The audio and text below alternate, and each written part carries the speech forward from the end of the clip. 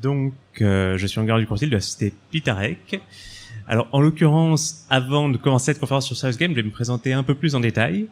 Je conçois, dans le cadre de ma société, des wargames et serious games à différentes vocations, marketing, éducative ou gestion de crise, aussi bien pour des acteurs privés que pour des acteurs publics, avec par exemple une très forte connotation sécurité-défense avec le ministère des Armées. À ce titre, ce que je vais vous présenter aujourd'hui, c'est un domaine d'activité très particulier que vous n'allez pas voir représenté aujourd'hui dans cette conférence, pour vous donner dans cette convention. Pour vous donner un exemple, les jeux que nous créons, aucun d'entre eux n'a jamais été édité et aucun d'entre eux n'est disponible dans le commerce. Ils sont uniquement et exclusivement à l'usage de professionnels. Pour vous montrer à quel point il peut s'agir d'un secteur d'activité un petit peu différent de ce que vous allez voir dans le reste de la convention, alors que pourtant, au fond, on parle toujours et encore de jeux. Donc maintenant que j'ai fait cette présentation, ce que je vais vous proposer, c'est une découverte du monde du serious game en deux étapes. Une première étape un peu générique, dans laquelle je vais revenir sur ce qu'est le serious game aujourd'hui, de comment est-ce qu'il s'est développé au cours des dernières décennies, quelles sont ses origines sur le temps long, et quel est aujourd'hui l'état du marché. Donc vraiment pour vous comprendre, pour vous permettre de comprendre en fait pourquoi le serious game aujourd'hui est un secteur à part de l'édition de jeux de société, et qui, aussi bien dans ses modes de fonctionnement, dans ses modes d'édition, en est complètement distinct. Enfin, après cette présentation, on aura un petit temps d'échange et de questions-réponses, suite à quoi je vous ferai une deuxième présentation, qui cette fois sera plus cernée sur mon secteur de métier à moi, c'est-à-dire comment créer un serious game sur de la gestion de crise, de la gestion des risques, sur par exemple de la cybersécurité dans les hôpitaux, ou sur l'entraînement des militaires. Pour vous montrer quelques-uns des usages assez atypiques du jeu, qui aujourd'hui se retrouve sur le marché du serious game. Donc pour commencer, parce que je suis historien de formation, naturellement, je vais commencer par faire de l'histoire. Donc je vais revenir un petit peu sur les origines du serious game. Le serious game, ou jeu sérieux, c'est une pratique qui consiste à utiliser le jeu, non pas seulement pour son aspect ludique, mais avec un objectif final à atteindre. Ce premier objectif, historiquement, c'est l'éducation, c'est-à-dire le jeu comme outil éducatif. Et effectivement, cette dimension éducative du jeu existe dès ses origines. Le jeu, même pratiqué il y a plusieurs milliers d'années, visait déjà à éduquer sous différents formats. Par exemple, les premières variations du jeu d'échecs édité en Inde étaient des jeux qui permettaient de répéter, de venir simplifier des stratégies militaires, qui étaient aussi des jeux qui permettaient de travailler la logique et les capacités cognitives des participants. Surtout, point intéressant, ces jeux étaient considérés comme tels par ceux qui les jouaient. C'est-à-dire que, dès à l'époque, les participants et ceux qui promouvaient ces jeux avaient conscience de leur vocation éducative. De la même manière, le jeu à travers l'histoire était beaucoup utilisé comme méthode de formation. On pense par exemple au tournoi qui, à l'époque médiévale, était en quelque sorte un prélude aux activités guerrières. Néanmoins, même si cette dimension éducative du jeu est connue de longue date, c'est compliqué dès cette époque de parler de serious game. Comme vous l'avez compris, le jeu sérieux, c'est vraiment l'usage du jeu sous des formats extrêmement variés pour obtenir des objectifs qui peuvent être très différents, que ce soit de la formation, de l'entraînement, de la prospective. Donc même s'il y a une dimension historique éducative du jeu, ce n'est que très récemment qu'on a dépassé cette simple dimension éducative pour commencer à développer de nouveaux outils avec une utilisation du jeu plus professionnelle, plus standardisée, et avec cette fois vraiment une appréhension de ce que le jeu peut permettre d'atteindre, et surtout ce que cognitivement il apporte en plus que des formations classiques. Jusqu'ici, dans les siècles précédents, le jeu était utilisé de manière très empirique comme outil de formation. Alors on a quand même quelques exemples assez remarquables, et je voudrais en souligner un pour vous montrer que le serious game a des origines historiques qui peuvent remonter assez loin, étant donné que dès le XVIIe siècle, à Londres, eh bien, on retrouvait les carving cards, qui étaient un jeu de cartes qui permettait d'apprendre aux bouchers comment découper la viande. Édité par Joseph Moxton à Londres, ce jeu de cartes était accompagné d'un petit livret qui, d'une part, avec les cartes, présentait les différents types de découpe des viandes, et avec le livret, détaillait ensuite, voilà, vous avez vu sur cette carte comment est-ce qu'on pouvait découper un porc pour se le servir. Voilà le détail de ce dessin. Quelles sont les étapes pour parvenir à réussir à faire cette découpe et quels sont les conseils. Donc l'exemple d'un des premiers serious games à proprement parler, historiquement, dès le XVIIe siècle, étant donné que là, clairement, ce jeu était édité avec une vocation éducative assumée et était utilisé comme tel et diffusé comme tel auprès du public. Néanmoins, ça ne reste que des cas assez exceptionnels. C'est-à-dire que ce type de jeu à vocation éducative, vous n'en trouvez que quelques-uns dans l'histoire, assez éparpillés, et il y a eu rarement une théorisation des apports du jeu comme outil éducatif. Ce n'est qu'à partir du 19e siècle que le jeu comme outil de formation reconnu tel quel et utilisé massivement va commencer à émerger, principalement dans le secteur militaire avec le développement des wargames. À l'origine, les wargames, c'est une activité développée en Prusse par un proche de l'empereur Guillaume, le baron von Reswitz, qui va développer en fait le Kriegsspiel, ou jeu de guerre en allemand, qui est un jeu qui va permettre de refaire des batailles de l'époque napoléonienne.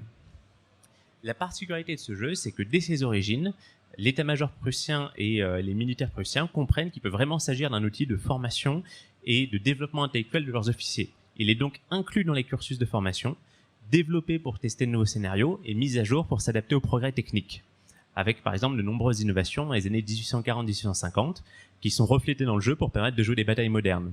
Donc vous dépassez là vraiment le seul cadre du jeu utilisé de manière empirique comme outil de formation, vous êtes face à des institutions en Prusse au début du 19e siècle qui comprennent l'intérêt du jeu comme outil de formation, qui voient comment il est différent et en même temps complémentaire des méthodes de formation classiques et qui l'incluent dans leur cursus en théorisant les apports.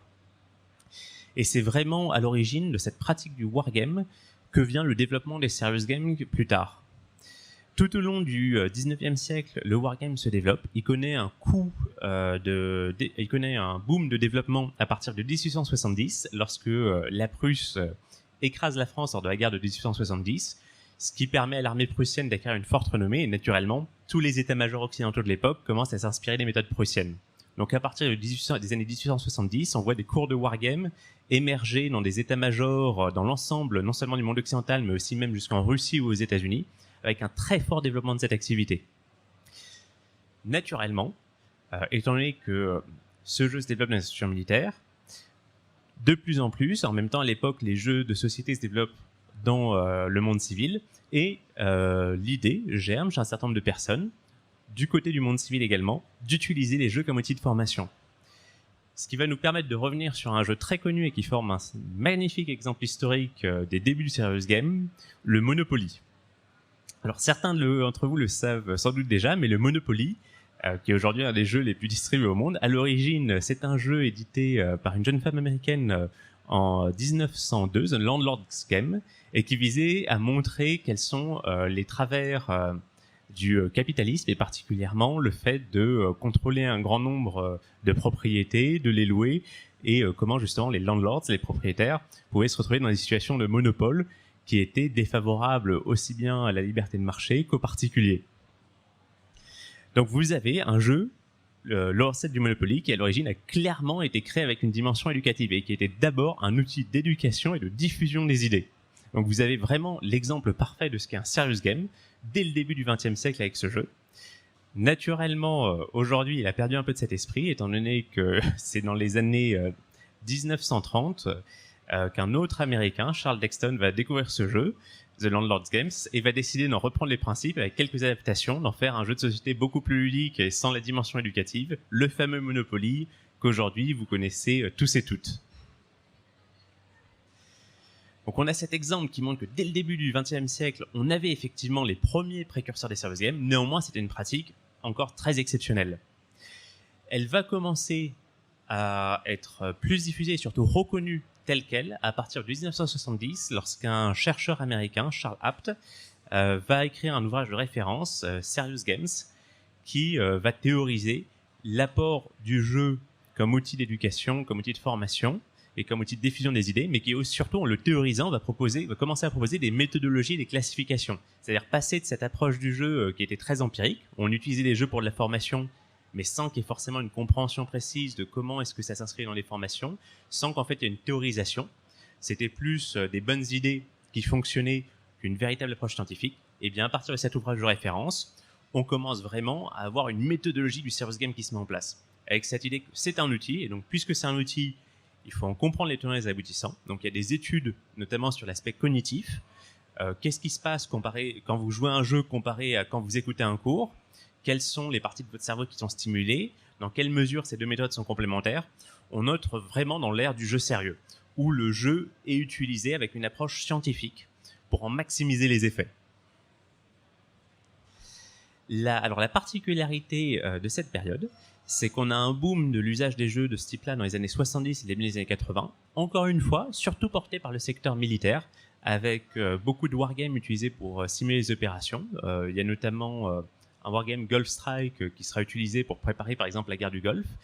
Un peu moins dans le secteur civil, étant donné que les premiers jeux de rôle, les jeux de société les plus populaires à l'époque sont plutôt associés aux Donjons et Dragons et donc assez peu au monde du travail.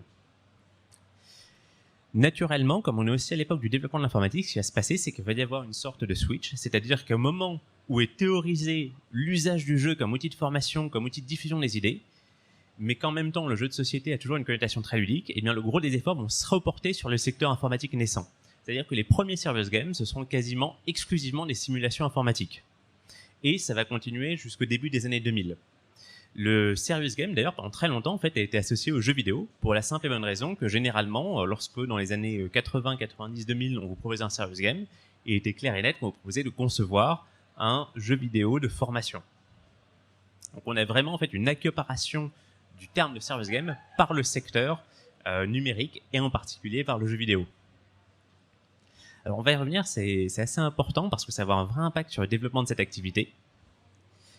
Ce n'est qu'au début des années 2000 que paradoxalement on commence à revenir un petit peu des jeux numériques vers les jeux de plateau, les jeux de rôle, pour justement utiliser des jeux de société comme outil de formation. Ça ne veut pas pour autant dire que le jeu vidéo comme outil de formation est abandonné, au contraire il continue de se développer largement et encore de beaux jours devant lui, même aujourd'hui. Néanmoins on commence à comprendre qu'effectivement les jeux de rôle, les jeux de société qui avaient une image qui était redevenue du coup très enfantine, tout l'aspect sérieux était en quelque sorte capté par la dimension purement numérique, donc les jeux vidéo, eh bien, on réalise que oui, un jeu de société, un jeu de rôle, ça peut aussi sérieusement permettre de s'entraîner, permettre de former, permettre aussi de faire des actions de communication. Alors là-dessus, un point important, ça se développe différemment en fonction des zones géographiques. C'est-à-dire que dans le monde anglo-saxon, vous voyez ce secteur du serious game émerger massivement dès le début des années 2000 et être parfaitement implanté dans les années 2010. C'est une méthodologie qui est théorisée, comprise et massivement utilisée depuis au moins 20 ans, aussi bien aux États-Unis, au Royaume-Uni, au Canada, en Australie, sans aucune difficulté. Alors que par contre, en Europe et plus particulièrement en France, c'est un secteur qui a eu beaucoup de mal à se développer. Ce qui, paradoxalement, est sans doute à mettre en corrélation avec le fait qu'on a de très forts secteurs du jeu de société, notamment en France et en Allemagne.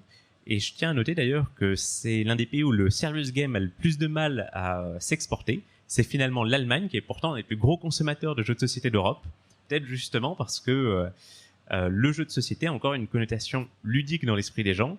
Et donc, il est très difficile pour les gens qui ont l'habitude de voir des jeux de société dans leur maison, joués par leurs enfants ou dans un cadre familial ou dans un cadre purement ludique, d'accepter que ça puisse être utilisé à titre sérieux.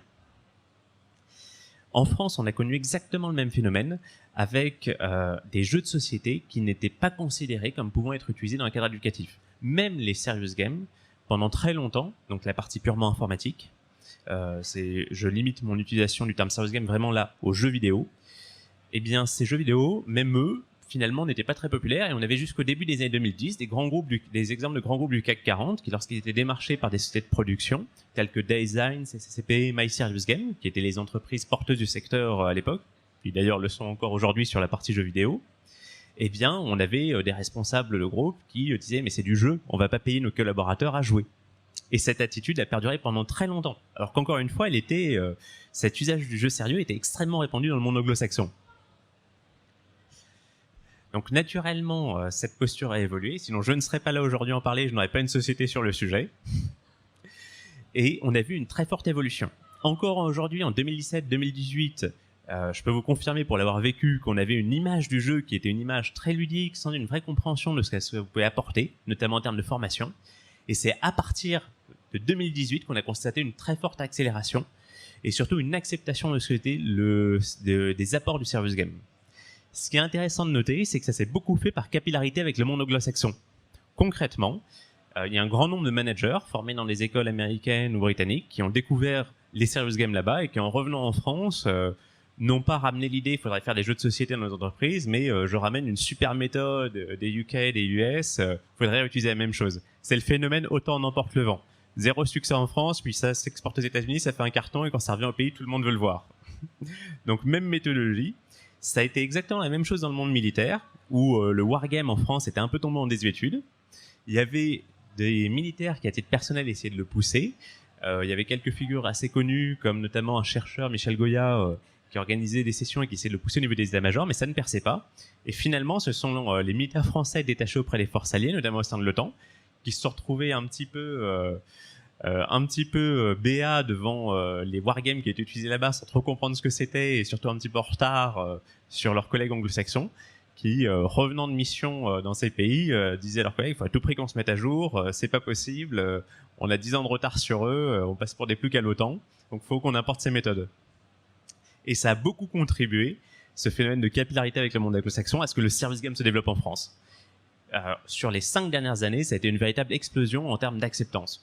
Et on est passé d'une situation où vous arriviez en parlant de ce qu'était un jeu sérieux, les gens retenaient le mot jeu, et à partir de là, 2/3 des discussions avortaient déjà sur ce point. C'est ludique, c'est pas sérieux, je vais pas payer mes employés à jouer. 5 ans plus tard, tout ce que les gens retiennent, c'est la partie sérieux. On n'est pas là pour proposer un jeu, on est là pour vous proposer une formation, de la prospective, ou une solution au problème par le jeu. Ce qui est une démarche tout à fait différente.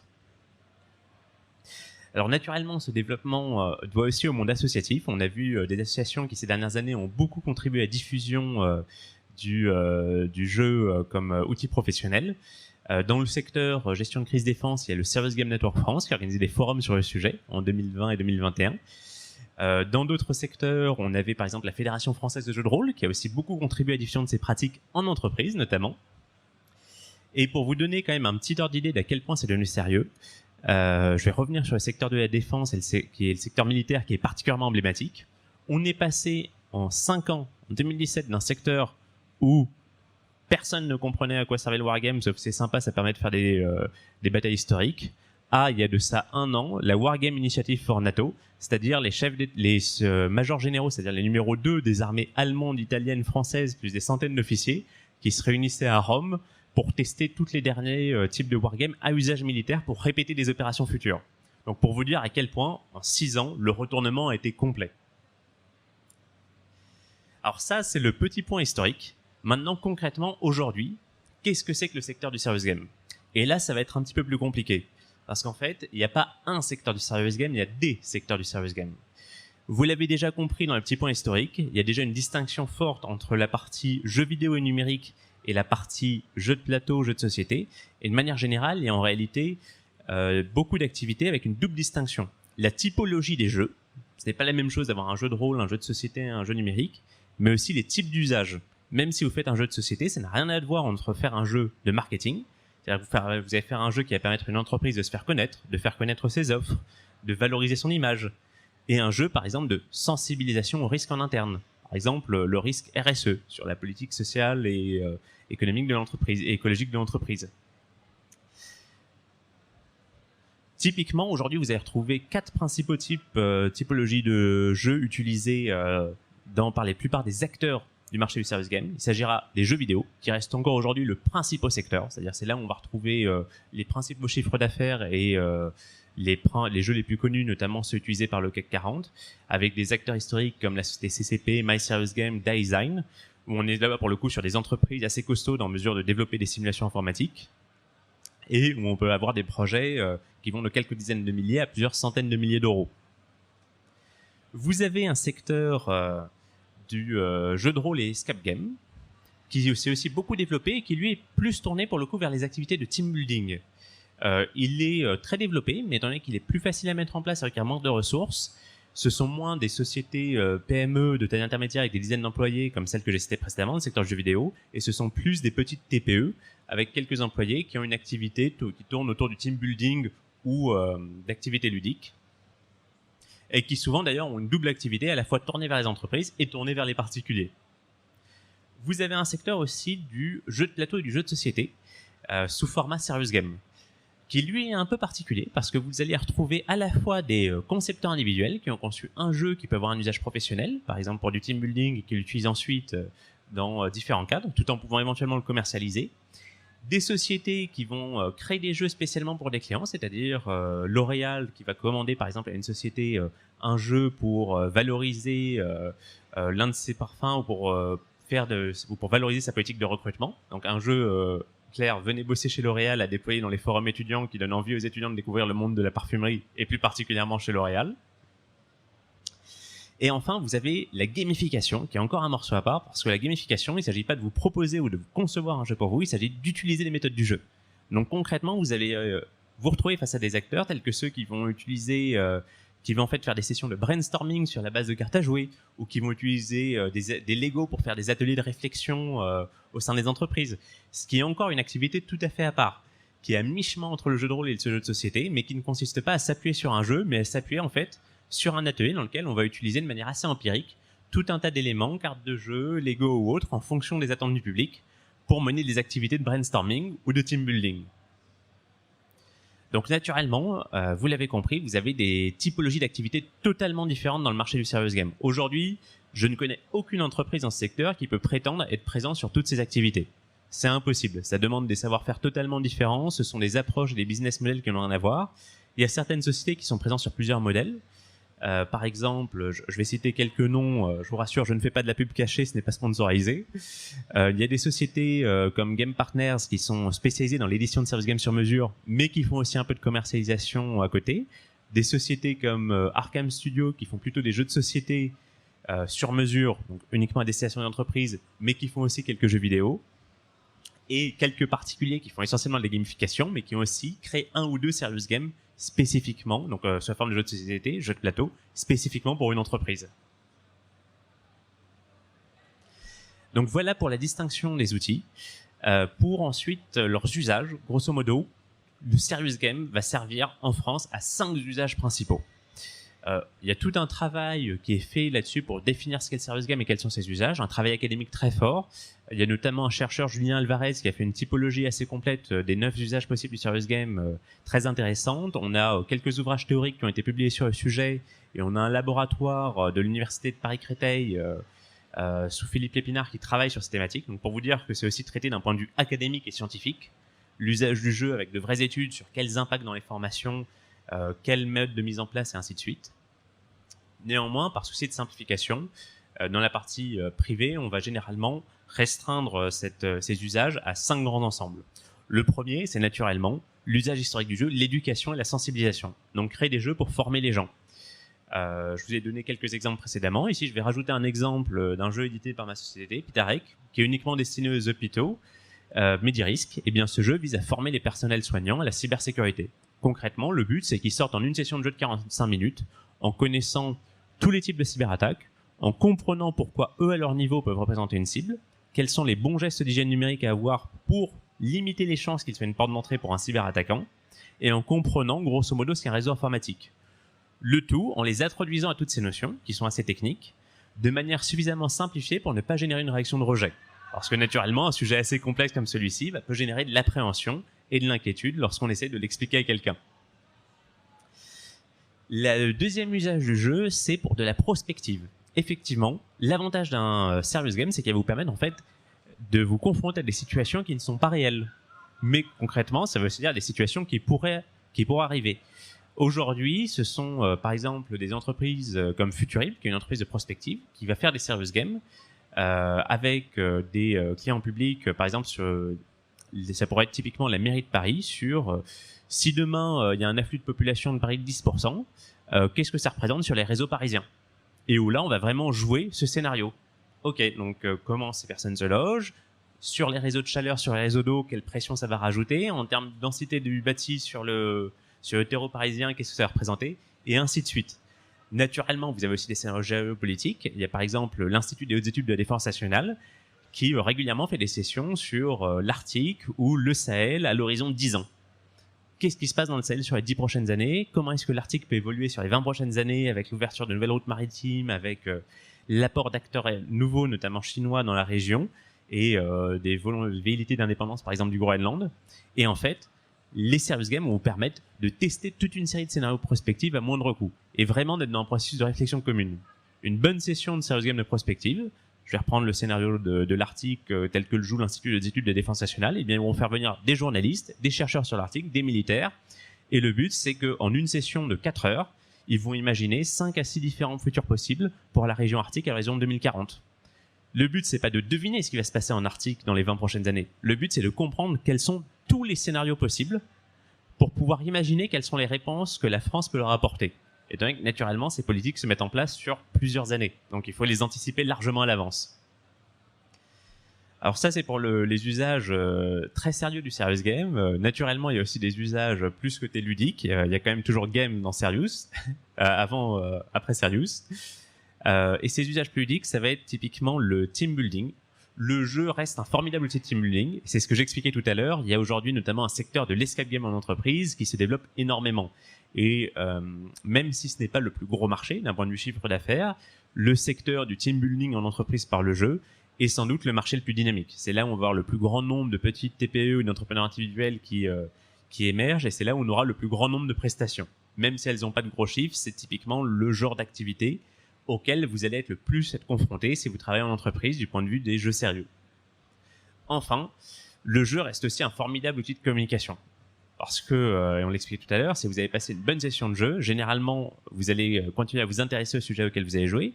Je reprends le secteur de la cybersécurité. Si vous avez joué un jeu sur la cyber et que ça vous avait intéressé, vous allez peut-être en sortir en vous disant je vais aller découvrir un petit peu plus en détail toutes les notions que j'ai abordées.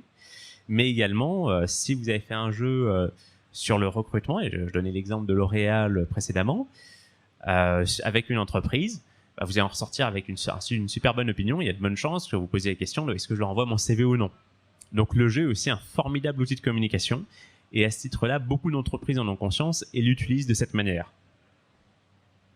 Donc ici, vous avez ces principales catégories d'utilisation du jeu. Et ce qui est intéressant, c'est qu'en fait, les typologies de jeux que je vous ai définies précédemment, jeux vidéo, jeux de société, escape game, gamification, et ces différents usages de serious game, team building, marketing, prospective, eh bien, se croisent en permanence. C'est-à-dire que concrètement, un jeu de société peut aussi bien servir à faire du marketing, de la prospective, de l'éducation, du team building, pareillement pour un jeu vidéo. Ce qui fait que vous avez un marché extrêmement dynamique où un acteur, même spécialisé dans le jeu vidéo, va pouvoir se retrouver aussi bien à faire des jeux orientés marketing, qu'orientés team building, qu'orientés prospective.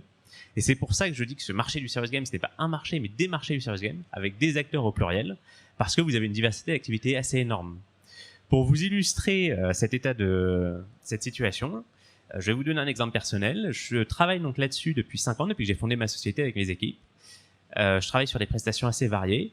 On fait beaucoup de gestion de crise, on travaille beaucoup avec le secteur militaire, mais on est aussi des fois sur des sujets plus diversifiés. Pour vous donner un ordre d'idée, on peut aussi bien bosser sur des simulations de maintien de l'ordre pour la gendarmerie, de la cybersécurité dans les hôpitaux, un entraînement militaire sur les exercices Orion 2023 qui ont eu lieu cette année, que en ce moment sur gérer le handicap dans le badminton.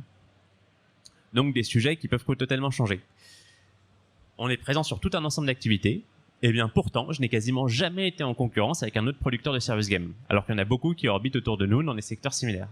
Pourquoi ? Parce que finalement, on a des approches et des spécialités, des sensibilités tellement particulières, il y a une telle diversité d'activités, qu'en réalité, très rapidement, on va se rendre compte, si une activité ne nous correspond pas tout à fait, on va la rediriger vers un de nos partenaires, parce que tout simplement, on considère qu'on n'est pas en mesure d'y répondre de manière efficace, et à l'inverse, ces autres entreprises n'hésiteront pas à rediriger vers nous des clients qui chercheraient par exemple plus de gestion de crise ou quelque chose qui soit dans notre secteur.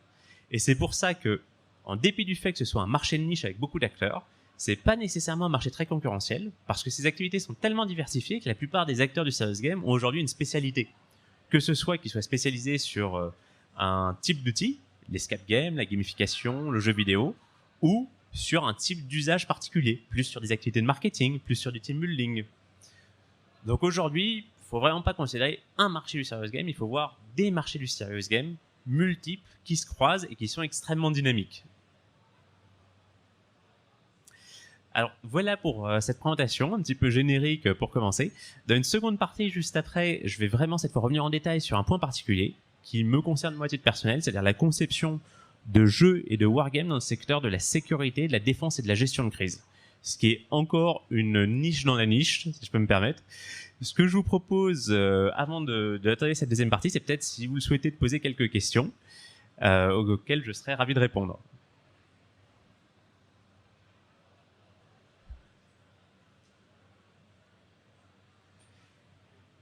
Est-ce qu'il y a des questions parmi vous, du coup ? Le micro fonctionne, là, ou... Très bien. Okay. Bonjour. J'ai peut-être posé une question qui paraît complètement un peu naïve, mais du coup, si j'ai bien compris, ça s'adresse quand même plutôt à des acteurs type entreprise, ou, enfin, des acteurs collectifs et pas des acteurs individuels. Ou, par exemple, je me posais la question, un médecin dans son cabinet libéral, il peut acheter ça parce qu'il va être confronté à ça. Mais les dispositifs ne sont pas les mêmes que ceux qui sont en hôpital. Alors, première question, elle n'est pas facile. Ça commence bien. Aujourd'hui, ces jeux peuvent être utilisés par tous. C'est-à-dire que concrètement, on a des jeux même édités dans le commerce qui visent à faire de la formation. Donc, on peut qualifier de serious game. Donc oui, un particulier peut utiliser un jeu comme celui-ci pour se former, lui, à la cybersécurité, pour en découvrir les tenants et les aboutissants. Néanmoins, ça va rarement se faire, pas parce que ce n'est pas faisable, mais pour une raison économique. C'est-à-dire la plupart des acteurs du monde du serious game n'ont pas d'intérêt à vendre aux particuliers. Dans le secteur du jeu de société, c'est un secteur de niche. Aujourd'hui, si je fais une simulation de gestion de crise ou de maintien de l'ordre, je vais vous donner des chiffres pour vous donner des ordres de comparaison, ça peut tout de suite être 30 000, 40 000 euros. Avec des revenus nets, un pourcentage de revenus nets très intéressant sur la facture. À l'inverse, si demain j'édite cette simulation sur la cybersécurité et que je commence à vendre dans le commerce, je pense pas que c'est un truc qui va beaucoup se vendre. Ça va clairement pas intéresser énormément de monde. Les hôpitaux vont en acheter, c'est sûr, mais je préfère leur vendre directement plutôt que de passer par un intermédiaire. Donc, oui, des particuliers peuvent utiliser des serious games et ça a un intérêt pour les particuliers. Mais tout simplement, la plupart des éditeurs et acteurs du monde du serious game ne vont pas faire leurs outils pour les particuliers parce qu'économiquement, c'est rarement rentable. Du coup, si je comprends bien, alors, c'est difficile à concevoir quand c'est pas son domaine professionnel. Du coup, vous le commercialisez comment, par exemple, Medirisk? Vous vous adressez aux hôpitaux et vous vendez la totalité du produit avec... Je vais donner des exemples parce qu'en fait ça varie même en fonction des produits. Déjà, première chose, et là je vais vraiment parler d'exemple de ma société parce que vous l'avez compris, il y a des modèles très différents, même pour les entreprises dans le même secteur. Dans le cas de ma société, absolument aucun des serious games qu'on a produits n'est disponible dans le commerce. C'est-à-dire, vous, à titre particulier, vous est impossible de les acheter. On en a réalisé plusieurs dizaines, il est impossible de s'en procurer un seul sur le marché. Ils sont uniquement destinés aux collectivités, aux entreprises, aux organismes publics ou aux associations. Et généralement, il va y avoir plusieurs modèles. Il y a certains jeux, comme Medirisk, ce sont des sessions de formation. C'est-à-dire, on vend le jeu, mais on vend aussi le déplacement d'un animateur spécialisé dans la cybersécurité, qui en fait va se servir du jeu comme d'un outil de formation.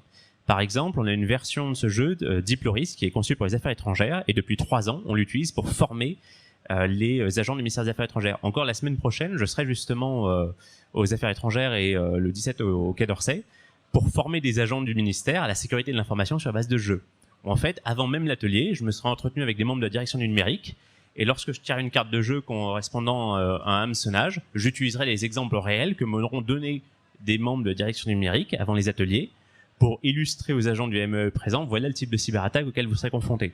Donc là, au-delà même du jeu, vous commencez vraiment en fait à adapter le jeu et à avoir des formations taillées sur mesure.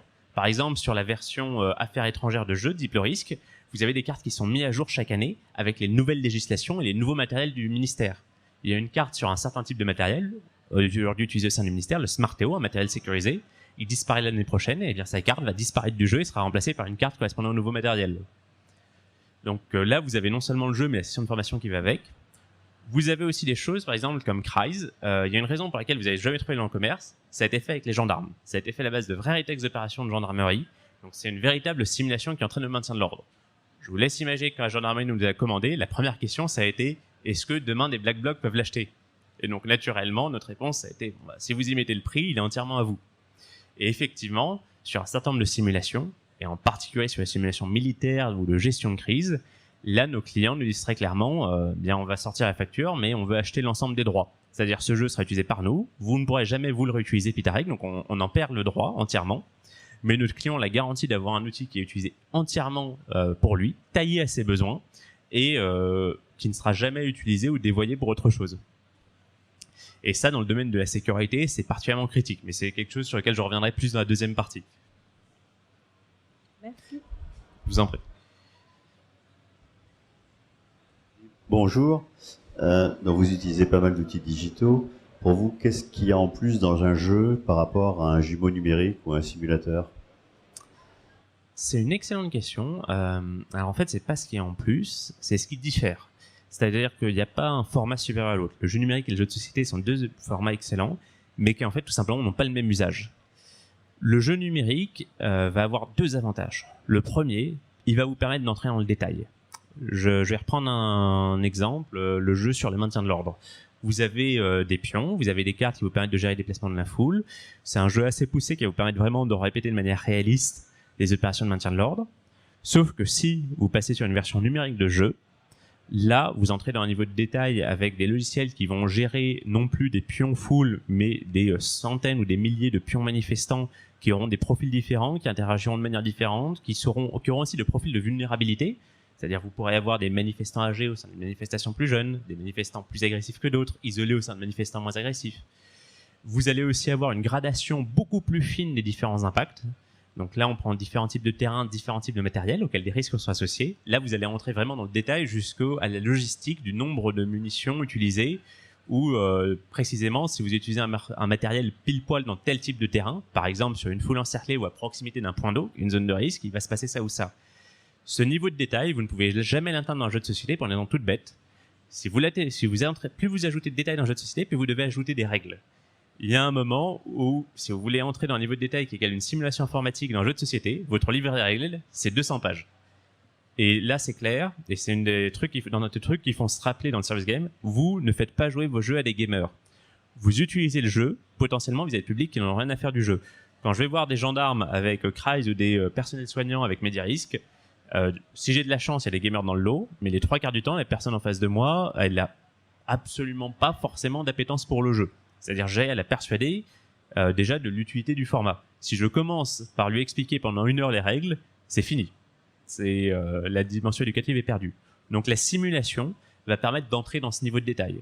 C'est pour ça qu'elle sera absolument nécessaire dans certains points. Par exemple, pour un pilote d'avion, vous avez besoin d'entrer dans le détail des procédures, de savoir exactement le niveau de portance que ça va représenter sur la manœuvrabilité de votre appareil. Et dans ce cas-là, ce qu'il vous faut, c'est une simulation informatique. Un jeu de société ne pourra jamais remplacer ça. Et à l'inverse, le jeu de société permet des choses que ne permettent pas la simulation informatique ou le jeu informatique. Et la première est toute simple, l'interaction. On l'a remarqué, quand on a fait notamment des formats hybrides, moitié jeu numérique, moitié jeu de plateau, en fait on perdait l'avantage des deux, parce que y avait quand même une dimension règle qui rendait la mise en place complexe, et en plus la partie interaction que permettait le jeu de société, l'intelligence collective, le fait d'échanger entre les participants était complètement perdu. Le moment où vous mettez un écran devant quelqu'un pour une session de formation, ça ne veut pas dire qu'elle va échouer, mais ça veut dire qu'il va regarder l'écran. Et il ne fera que ça, quasiment. Donc tout ce que vous allez essayer de faire en dehors de cet écran, et c'est le cas notamment lorsque vous essayez de faire des sessions de réflexion collective, eh bien tout ça va disparaître. Et c'est pour ça que, par exemple, je vous donnais l'exemple des sessions de réflexion de prospective à l'Institut des études de défense nationale sur l'Arctique. Eh bien là, c'est évident qu'il ne vous faut pas une solution informatique. Le but, c'est d'avoir des journalistes, des militaires, des scientifiques qui échangent dans la pièce. Vous leur mettez des écrans sous le nez, ne serait-ce que leur portable pour scanner des cartes. C'est fini. 50% de la valeur de l'échange est perdue. Là, au contraire, il faut vraiment être attentif à ne même pas introduire la moindre notion d'informatique. Et c'est d'ailleurs, quand on organise ce type d'atelier sans numérique, une des réflexions que nous font un certain nombre de nos clients et partenaires, c'est franchement, je suis épaté, je fais des réunions, les gens ont le nez sur leur portable ou sur leurs ordi ou sur leur portable, là, 3 heures, personne n'a sorti son portable. Et c'est une des plus-values vraiment du jeu de société. Donc un format n'est pas meilleur que l'autre, c'est vraiment qu'il y a deux usages totalement différents.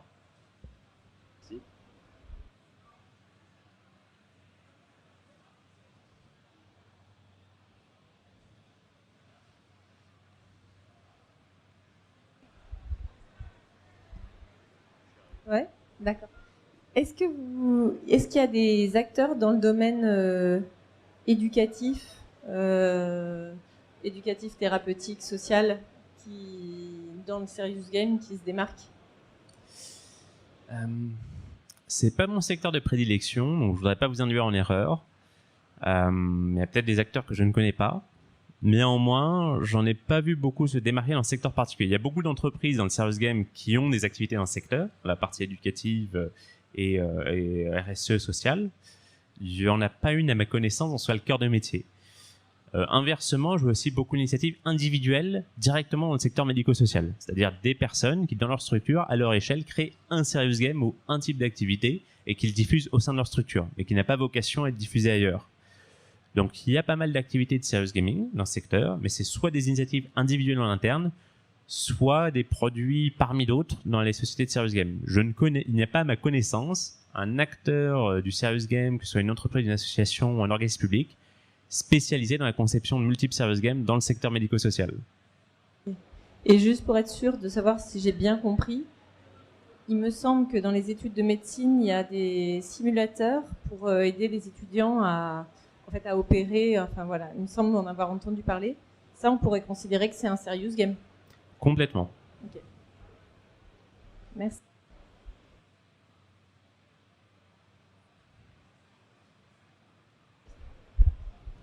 Merci. Ma question porte sur le profil des membres de vos équipes. Du coup, c'est des concepteurs de jeux, c'est des spécialistes de cybersécurité. Et quand vous concevez du coup un nouveau jeu, comment vous le préparez, comment vous appréhendez un nouveau métier spécifique et du coup des problématiques spécifiques? Alors, ça tombe bien, il fallait que j'aborde la deuxième partie de la conférence et vous venez de me donner l'excuse parfaite pour le faire. Je vais en profiter du coup pour faire d'une pierre deux coups, répondre à votre question de manière très étendue et faire la deuxième partie. Aujourd'hui, quand vous allez concevoir un serious game, déjà il faut comprendre qu'il y a une différence fondamentale avec le fait de faire un jeu de société. Quand vous faites un jeu de société, vous partez d'une bonne idée et ensuite vous la rendez possible. C'est-à-dire, vous avez une idée sympa, puis vous dites maintenant je vais faire le système de jeu, maintenant je vais regarder les illustrations, et vous avez votre jeu. Quand vous partez d'un serious game, vous partez du besoin client. C'est-à-dire à l'origine, il y a une personne en face de vous qui vous dit j'ai un problème. J'ai un problème de marketing, je suis pas assez connu. J'ai un problème de formation, mes équipes sont pas formées à cybersécurité, je risque de me prendre des cyberattaques, ransomware et de perdre des millions. J'ai un problème de gestion des risques. On n'a pas mis à jour le PCA, donc le plan de continuité d'activité de notre structure. On n'a pas mis à jour le PRI de la commune, donc le plan risque inondation. Et la personne vient vous voir avec ce problème et elle vous demande pas de lui concevoir un jeu, elle vous demande de lui concevoir une solution sous la forme d'un jeu. Ce qui est pas du tout la même chose. Donc là, concrètement, quand on m'a demandé par exemple de travailler sur du maintien de l'ordre ou quand j'ai eu à travailler sur des exercices de logistique militaire cette année pour le ministère des Armées, ce sont des conceptions qui ont duré 6 à 9 mois et je ne suis pas parti d'une idée de jeu. C'est-à-dire les 3 premiers mois, ce que j'ai commencé à faire, c'est me manger toute la documentation sur le sujet. C'est-à-dire les rétextes d'opérations de maintien de l'ordre pour la gendarmerie. Côté logistique militaire, toutes les documentations sur les types de matériel, sur les opérations militaires, sur les problématiques spécifiques à la maintenance et au déploiement des unités. Et il y a déjà 3 à 4 mois en fait de compréhension du problème. Et c'est pareil quand vous bossez sur de la cybersécurité, sur un jeu en cybersécurité, vous passez 3 à 4 mois à comprendre, ok, qu'est-ce que c'est la sécurité dans un hôpital, qu'est-ce que c'est le réseau informatique typique d'un hôpital, quelles sont ses principales vulnérabilités. Également, c'est la partie où vous allez analyser votre public. Un jeu de société, quand vous le créez, vous partez du constat que vous aurez des joueurs. Vous vous adressez à des gamers, c'est-à-dire vous direz, je vais donner envie à des gens qui aiment le jeu d'y jouer. Quand vous faites un serious game, vous ne partez pas de ce constat. Vous le faites pour un public cible. Pour mon public cible, par exemple, dans Mediris, c'était les personnels soignants. Donc j'ai tout de suite eu un certain nombre d'informations. Ce ne sont pas nécessairement des joueurs. Donc ça, c'est une information hyper importante, parce que ça va impacter ce que j'expliquais notamment tout à l'heure, la complexité des règles que vous pouvez vous permettre. Leur temps. Je m'adresse à des personnels soignants, donc des gens qui viennent de vivre 2 ans de Covid, qui ont eu la tête sous l'eau, qui ont déjà beaucoup de choses à faire, et qui n'ont pas beaucoup de temps à vous accorder. Donc concrètement, si je leur demande plus de 40 minutes pour une session de jeu, même pour leur apprendre la cybersécurité, je vais leur faire perdre leur temps, et leur temps est précieux. Donc ce n'est pas possible. Et ensuite, naturellement aussi, vous allez comprendre aussi la mentalité de votre public. Par exemple, sur un jeu sur la cybersécurité en hôpital, au moment de faire vos illustrations, vous allez analyser en vous disant, est-ce que je fais des illustrations fun? Et la réponse qu'on s'est dit, c'est non. Je vais parler à des gens de logiciels qui peuvent mettre à l'arrêt leurs hôpitaux, qui peuvent entraîner un risque assez important pour leurs patients. Je ne vais pas mettre des couleurs criardes, je ne vais pas essayer d'avoir une approche fun et ludique, parce que clairement, en fait, ce sera totalement en décalage avec le sujet, et ce sera en décalage avec leur métier, et ce dont on parlera pendant les sessions. Et c'est pour ça qu'en fait, dans un projet de service game, La moitié du projet, c'est concevoir, comprendre quel est le métier de votre client, comprendre quel est son problème, réfléchir à comment y répondre, comprendre quel est votre public. Et la conception du jeu en lui-même, c'est presque la fin. C'est-à-dire, une fois que vous arrivez, vous savez à peu près que votre jeu ressemblera à ça, que vous aurez telle règle et ainsi de suite, c'est que vous avez déjà fait 80% du boulot. La partie la plus compliquée, c'est vraiment d'analyser ce besoin client. Encore une fois, la personne ne vous paie pas pour faire un jeu. Elle vous paie pour résoudre un problème sous la forme d'un jeu. La forme dont elle veut un jeu, elle s'en fiche que ce soit un jeu vidéo, un jeu numérique, un jeu de plateau. Ça, à la rigueur, son budget va l'impacter, mais ce sera tout. Ce qu'elle se soucie, c'est qu'à la fin de la journée, quand vous lui livrez son produit, ce produit réponde à son besoin. Et c'est pour ça que cette démarche est totalement différente de faire un jeu de société. À ce titre-là, un éditeur de jeu ne saurait pas faire ce que je fais, et moi-même, je vous le dis clairement, je ne saurais pas éditer un jeu de société. Parce que même dans la façon dont je conçois un jeu, dans le public auquel je m'adresse, je suis absolument pas familier de m'adresser à un jeu grand public. Je ne saurais pas m'adresser à des gens qui sont là juste pour avoir envie de jouer ou pour découvrir une thématique particulière. Donc c'est pour ça que c'est très dur finalement de passer du jeu de société au serious game, et c'est pour ça que la plupart des entreprises de serious game n'éditent pas des jeux dans le commerce, et que la plupart des éditeurs de jeux dans le commerce n'éditent pas des serious games. Parce que ce sont des business models, des approches, des méthodes totalement différentes. Vous pouvez pas demander à une personne de faire les deux. Mentalement, c'est une sorte de grand pont intenable. Du coup, j'espère que ça répond assez bien à votre question. Ça a permis aussi pas mal d'entamer finalement la deuxième partie sur ce que c'est que construire un serious game.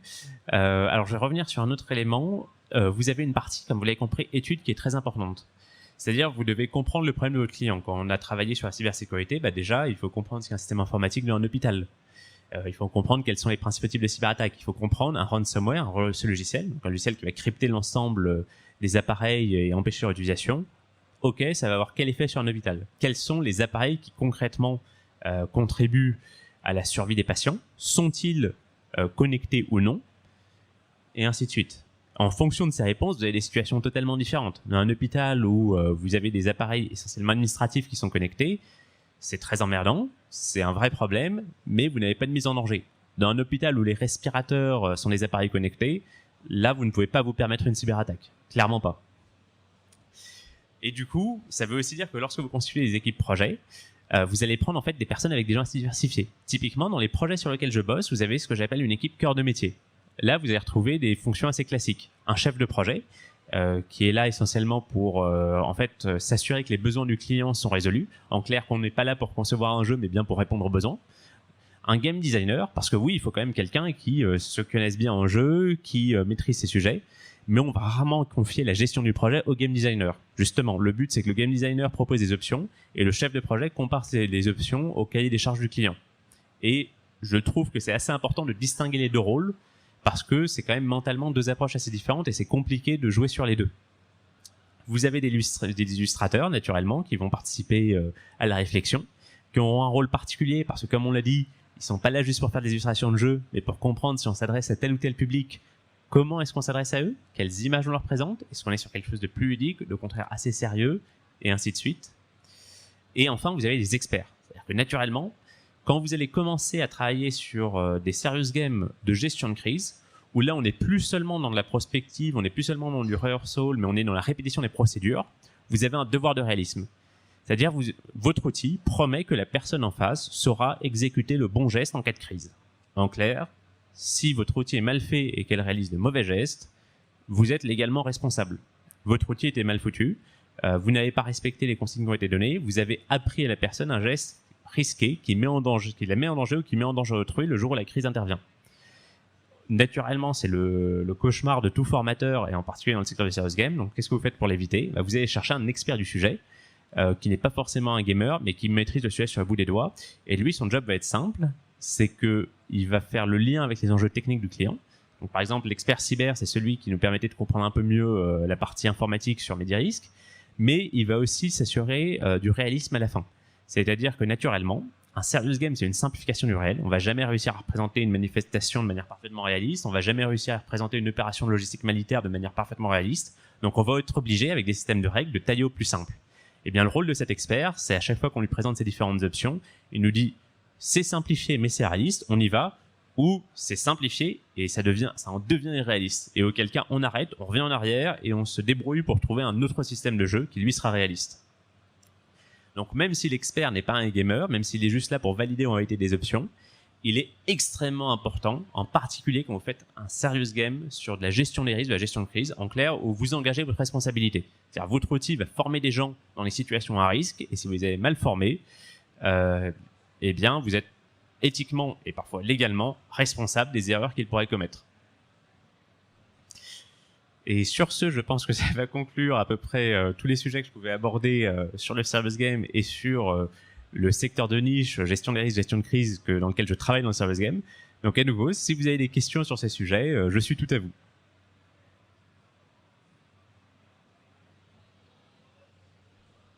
Et comment ça se passe pour vous, du coup, au niveau du secret? J'imagine que si vous travaillez avec de la gestion des risques, on doit vous demander de garder certaines informations en interne et de jamais les dévoiler?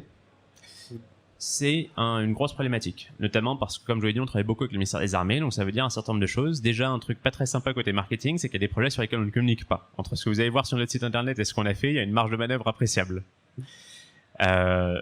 Concrètement, dans la gestion de nos projets, ça veut dire aussi que souvent, on signe des NDA. On nous confie des dossiers et on sait que ces dossiers sont sur une clé USB, que nous quitterons pas cette clé USB. Il n'y aura pas de copier-coller au moindre moment.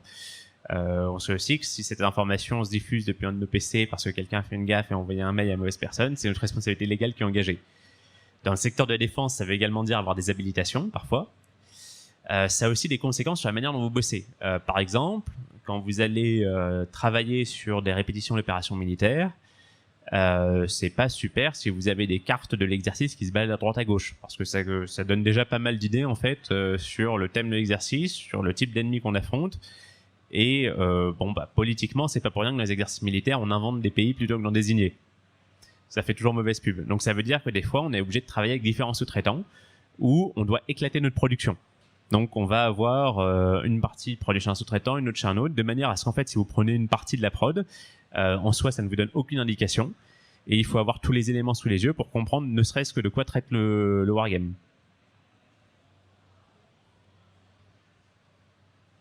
J'ai une petite question de mon côté pour revenir sur la première partie de la conférence.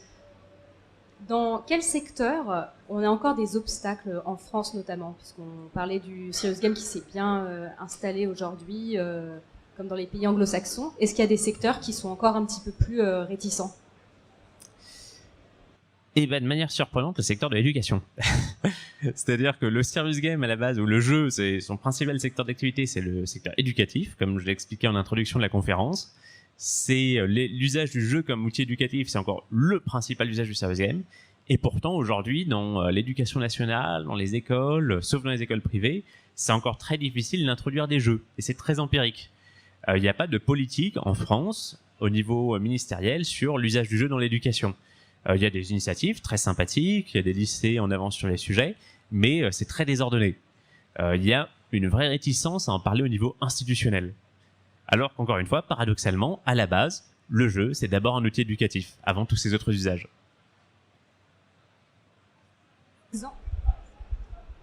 Est-ce qu'on a des exemples à l'étranger, dans des pays anglo-saxons notamment, où ça fonctionne mieux justement dans le secteur de l'éducation? C'est plus difficile. Enfin, je sais que c'est pas le milieu de Pitarek en particulier. Alors, c'est plus difficile d'y répondre, mais déjà, ce que je peux dire, c'est que les pays anglo-saxons, effectivement, ont tendance à émettre pas mal de réglementations et à normaliser en fait l'usage du serious game. Donc, par exemple, dans le domaine militaire, il y a des wargaming handbooks, donc des livres qui décrivent précisément, édités officiellement par le MOD, le ministère de la Défense UK ou son équivalent US, le DOD, qui décrivent voilà ce qu'est un wargame, voilà comment l'utiliser, voilà les erreurs à éviter. Et ça se retrouve aussi dans d'autres secteurs. Il y a des politiques d'utilisation, par exemple, du serious game en entreprise. Je ne saurais pas vous répondre sur le fait qu'il y en ait ou non dans le secteur éducatif, mais j'imagine que oui. Et dans tous les cas, en tout cas dans les autres secteurs, c'est très structuré. Ce qui est sans doute aujourd'hui vraiment ce qui manque en France. Et ça se développe beaucoup, mais de manière assez chaotique et désordonnée. Ce qui est parfois problématique parce qu'entre ce que les gens vous demandent en serious game, ce que vous faites, ce qu'ils s'imaginent que vous faites, il y a de grosses différences parfois. Alors, merci beaucoup.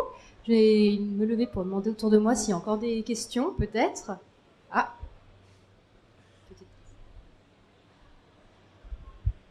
La question, c'est comment vous recollez au réel, c'est-à-dire comment vous savez que vous simulez le réel, donc notamment sur des événements qui n'ont pas encore eu lieu, comment vous gérez l'aspect prospective sur des conflits où on ne sait pas tout sur l'adversaire, ou vous parliez de piraterie informatique sur l'apparition d'outils nouveaux comme des ordinateurs quantiques ou des choses comme ça. Comment vous faites pour intégrer dans vos jeux des choses qui n'existent pas encore? Par déduction et corrélation. Alors c'est une méthode qui ne marche pas toujours, mais qui a le mérite de marcher 90% du temps. Concrètement, par corrélation, vous allez prendre des exemples similaires. Alors oui, des fois il y a des innovations de rupture, mais c'est rare. En réalité, c'est très rare. Par exemple, aujourd'hui, dans le conflit ukrainien, pour donner une situation de prospective, il y a de multiples raisons qui font que le conflit, la situation à laquelle on est aujourd'hui, aucune n'est de l'ordre de la rupture technologique, capacitaire ou autre. C'est-à-dire que tout ce que nous savons aujourd'hui de l'origine du conflit en début 2022 et de pourquoi il s'est déroulé de cette manière est logique et aurait pu être compris des années auparavant. Ce qu'il a manqué, c'est tout simplement qu'il n'y avait pas certaines informations. Mais en soi, il n'y avait pas de rupture particulière. Ensuite, c'est la corrélation. C'est-à-dire que oui, vous pouvez avoir des ruptures, mais généralement, il y a des limites. Par exemple, un pays ne développe pas une base industrielle du jour au lendemain. Donc déjà, vous pouvez écarter un certain nombre de scénarios. Un pays double pas sa démographie. Le Danemark ne va pas envahir l'Antarctique demain.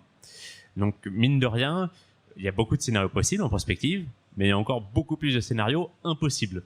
Stricto sensu, c'est-à-dire de manière physique, les ressources, les matériels ne le permettent pas. Et rien qu'avec ces deux éléments, corrélation avec des événements antérieurs, déduction de ce qui est possible et de ce qui est impossible, et bien même si vous avez beaucoup de scénarios qui restent possibles, vous avez limité le champ du réel énormément. Donc sur de la prospective, vous pouvez déjà en fait non pas dire ce qui va arriver, mais vous donner un cadre réaliste de ce qui pourrait arriver. Évidemment, ce n'est pas 100% parfait, c'est-à-dire de temps en temps intervient une rupture absolue. C'est rare, mais des fois il y a des ruptures technologiques qui sont massives, peu perceptibles à l'avance. C'est-à-dire les technologies pouvaient exister, être plus ou moins connues, mais n'étaient pas encore pleinement perçues. Je vais donner quelques exemples, puisqu'on parle de prospective en milieu militaire. La guerre urbaine. Aujourd'hui, il y a des technologies d'analyse par ultrasons qui permettent de sonder à distance des souterrains. Ces technologies sont encore très peu développées, c'est-à-dire qu'aujourd'hui, si vous voulez faire ça pour un immeuble, concrètement, il faut mettre un énorme radar, une espèce d'énorme radar sur un véhicule et l'approcher à 10 mètres de l'immeuble. Je vous laisse imaginer dans un contexte militaire où il y a peut-être des gens dans l'immeuble avec des lance-roquettes, c'est pas forcément très pertinent. Mais chaque année, cette technologie se miniaturise et se performe, jusqu'au jour où peut-être un avion à 500 mètres d'altitude sera capable d'éclairer, c'est-à-dire de détecter tout ce qui se trouve dans les souterrains d'une ville entière. Et auquel cas, là, ça changerait totalement le visage du combat urbain. Vous avez peut-être entendu parler du siège de Mariupol en Ukraine, un siège terrible. 40 000 Russes qui ont assiégé la ville pendant 4 mois avec des pertes de part et d'autre qu'on n'avait plus vu en Europe depuis la Seconde Guerre mondiale, en fait, quasiment. Ce siège a été permis parce que les Ukrainiens se sont retranchés dans des complexes industriels, notamment à Vostal, qui étaient extrêmement complexes en profondeur. Donc en clair, l'artillerie, les moyens de détection russes étaient quasiment nuls sur ces zones. Ça se résolvait en combat d'infanterie. Si demain il y avait eu ces technologies et que les Russes avaient essayé de prendre ces zones en étant capables de scanner la totalité des souterrains et de repérer, en fait, d'éclairer toute la zone, le siège n'aurait pas duré 4 mois, peut-être même pas 2 mois. Donc oui, peut y avoir comme ça des technologies de rupture qui sont absolument centrales. Typiquement, aujourd'hui, notre dissuasion nucléaire repose sur des sous-marins nucléaires de lanceurs d'engins. Si demain, il y a une technologie d'éclairage similaire qui apparaît dans le domaine maritime, c'est-à-dire qui permet d'éclairer une zone sous-marine à hauteur de 100 km à la ronde, concrètement, il y a 50% de dissuasion nucléaire qui est inutile. Et ça change drastiquement toutes les conditions de la politique étrangère française. Ça, on ne peut pas le prévoir et il n'y a aucun exercice de prospective au monde qui prétendrait pouvoir le prévoir. Le bon point, c'est que ces ruptures technologiques sont hyper rares. C'est-à-dire, ça arrive, mais si on en faisait le tour sur la prochaine d'un siècle, on pourrait les compter sur les doigts de la main.